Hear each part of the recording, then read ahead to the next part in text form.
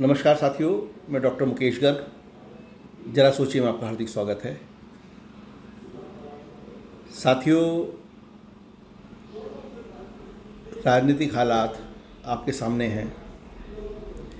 किस तरीके से सत्ता पक्ष का विरोध विपक्षी पार्टियां और लेफ्ट इकोसिस्टम या अर्बन नक्सल लोग कर रहे हैं, इसकी बानगी अभी 20 जुलाई को उस समय देखने को मिली कि जब जंतर मंतर पर जैन जी द्वारा जो प्रोटेस्ट चल रहा था, जिसमें नीट परीक्षा के पेपर लीक होने के विरोध में सरकार से शिक्षा मंत्री का इस्तीफा मांगा जा रहा था, वो आंदोलन एकदम अचानक से जो है हॉट बर्निंग बन गया।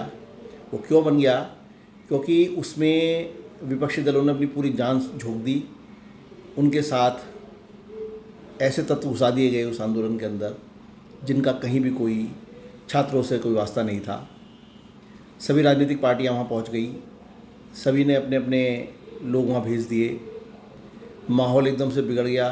संसद पर कूच करने की तैयारी की, संसद तक पहुंच भी गए और फिर सरकार को बचाव में, जो पुलिस है उसको बचाव में कार्रवाई करनी पड़ी। उसके बाद 21 तारीख 22 तारीख को जमावड़ा बढ़ता चला गया। जेएनयू से छात्र आ गए, वामपंथी लोग आ गए।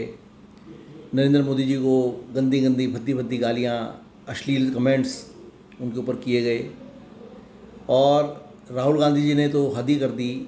वो उनके आवास तक पहुंच गए और आवास के बाहर गेट पर उन्होंने धरना देना शुरू कर दिया। इस तरह की सब घटनाएं घटने के बाद अल्टीमेटली 23 जुलाई को प्रधानमंत्री नरेंद्र मोदी जी ने अपनी मंत्रिमंडल के जो साथी थे, शिक्षा मंत्री धर्मेंद्र प्रधान जी, उनका इस्तीफा ले लिया और इस्तीफा लेने के बाद वो आंदोलन समाप्त हो गया।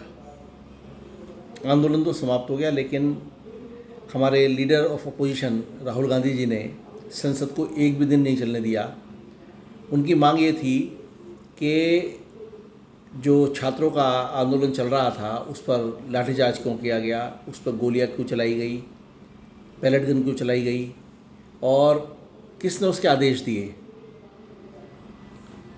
और दूसरा मुद्दा उन्होंने बनाया कि राम मंदिर में चंदा चोरी भाजपा करा रही है, उस पर स्पष्टीकरण दे सरकार, गृह मंत्री इस्तीफा दें। ये बात leader of opposition Rahul Gandhi ji को पूरी तरीके से समझ में आ जानी चाहिए थी कि किसी भी कानून व्यवस्था की बिगड़ती हुई स्थिति में गृह मंत्री से आदेश नहीं मांगे जाते।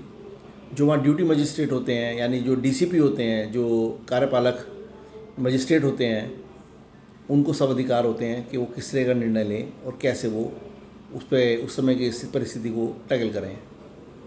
लेकिन विरोध करने के लिए विरोध करना है, इसलिए जो है ये घटनाक्रम घटे। संसद को ठप कर दिया गया, मानसून सत्र पूरा जो है पानी में चला गया और संसद को एक दिन भी नहीं चलने दिया गया।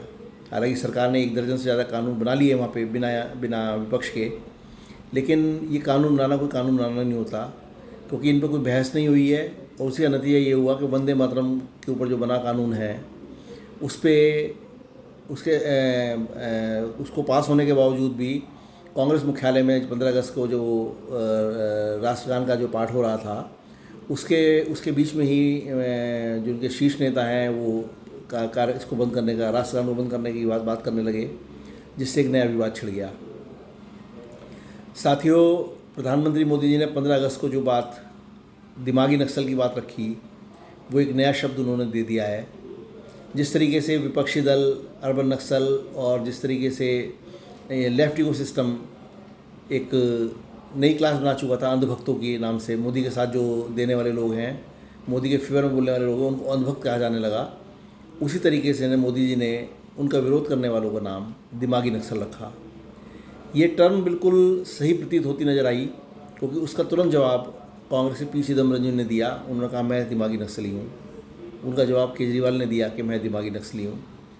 उससे जवाब में अन्य कई लोग भी और बोले कि हम दिमागी नक्सली हैं। ये साफ़ है कि सरकार का विरोध करना और विरोध को इस हद तक करना कि सिर्फ मोदी ने प्रधानमंत्री नहीं रहने चाहिए, ये विरोध करना नहीं होता। विरोध करिए, सरकारी नीतियों का विरोध कीजिए, सरकार की जो नीतियाँ हैं उनका विरोध कीजिएगा। सरकार के जो काम काज हैं उसके अंदर आप कमी निकालिएगा, लेकिन सिर्फ प्रधानमंत्री मोदी को प्रधानमंत्री नहीं रहने देना, ये कोई अपने आप में विरोध नहीं हुआ। ये वाकई में ही दिमागी नक्सली का एक सूत्र है और प्रधानमंत्री मोदी ने एक टर्म नया देकर एक नई चीज़ को ईजाद किया है। और इस पे जब एनालिसिस हम लोग कर रहे हैं तो हमें ये अंदाज़ा लग रहा है कि वाकई में ही जो लोग बिना बात के विरोध करते हैं, जो बात जिनके पास कोई मुद्दा नहीं होता। अब ये कोई मुद्दा हुआ कि छात्रों पर लाठीचार्ज क्यों किया गया, छात्रों पर जो है गोली चलाने, पैलेट गन चलाने का आदेश किसने दिया? ये तो एक अनजान आदमी भी बता सकता है कि कार्यपालक मजिस्ट्रेट जो उस समय वहाँ ड्यूटी पे होंगे उनसे आदेश लिए जाते हैं, उसमें गृह मंत्री का कहाँ रोल आ जाता है। लेकिन चूँकि प्रधानमंत्री नरेंद्र मोदी का और गृह मंत्री अमित शाह का विरोध करना है, इसलिए ये कार्य किए जा रहे हैं। साथियों, हमें विचारवान बनना होगा, हमें विरोध को उस हद तक विरोध करना होगा कि सरकार तक मैसेज सही पहुँचे, ना कि सिर्फ विरोध करने के लिए विरोध करना होगा। ज़रा सोचिए। साथियों, मेरे विचार यदि आपको उचित लगे तो कृपया मेरे चैनल को लाइक कीजिए, शेयर कीजिए और सब्सक्राइब कीजिए। धन्यवाद।